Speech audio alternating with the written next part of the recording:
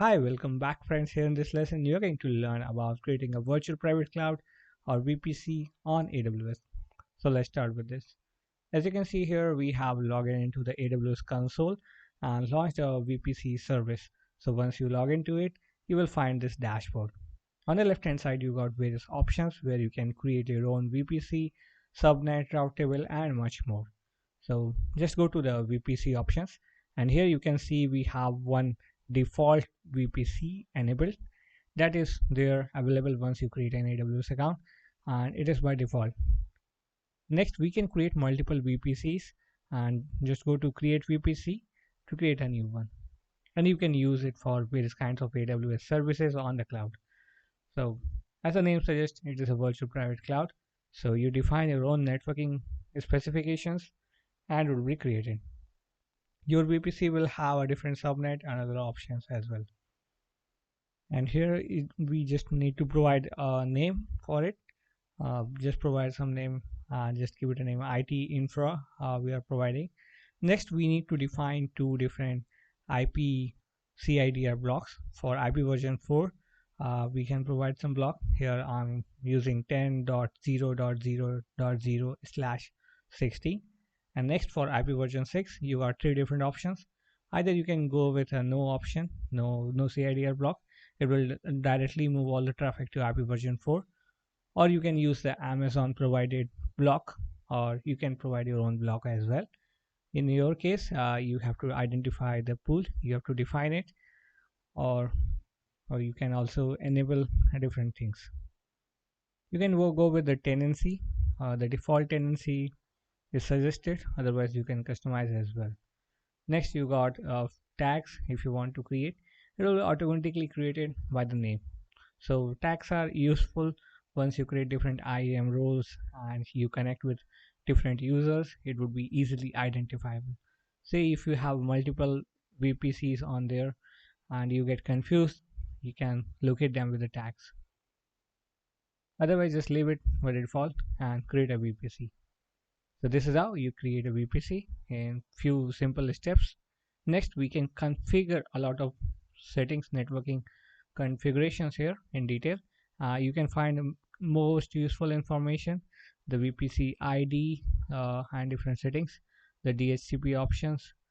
You can check the CIDRs, the flow logs. You can create a flow log on itself. You can create various things here. You got various options. You can enable the filter to accept or reject various kinds of traffic, or you can have the maximum aggregation interval defined. You can add various things. Destination for log details, you can select a log group to go to glue crawler. AWS glue is a powerful service which automatically takes a lot of things, and if you provide the glue crawler, it will fetch the log informations. Otherwise, you can go to the CloudWatch or configure CloudTrail settings. Next, you got to define S3 bucket for ARN, where information could be stored.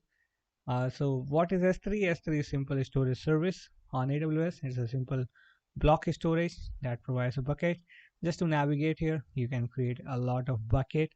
Bucket is like a folder where you upload files, and it will be uniquely identifiable. You have to just copy the ARN of your bucket that you want to add here. ARN for Amazon resource name. This is a unique ID given to each instance or service created on the cloud. For various kind of services, even the VPN have its own ARN. If you want to connect a VPN to EC2, you have to provide the ARN, and we have provided the S3 ARN here, so it will be automatically identified with this uniquely S3 bucket. And next, hit create if you want to create these things. And this is how we create a VPC connected to S3 and other services. You can go to the actions and you will find various options. You can edit the DHCP option setting, dynamic host control protocol, and different kind of things here. Various network parameters are set there. And once you go to the VPCs, you got here two VPCs created. The first one that has no name is the default VPC, and second one is the VPC that we created right now. You can manage more network settings here. uh, but leave it for now. Here we got this same information here. So on AWS, it is easy to create a VPC, and you can always connect it to a different kind of services across different regions of the globe. So try to create your own VPC on AWS. Keep learning and keep moving ahead. You're going to learn more in the coming lessons.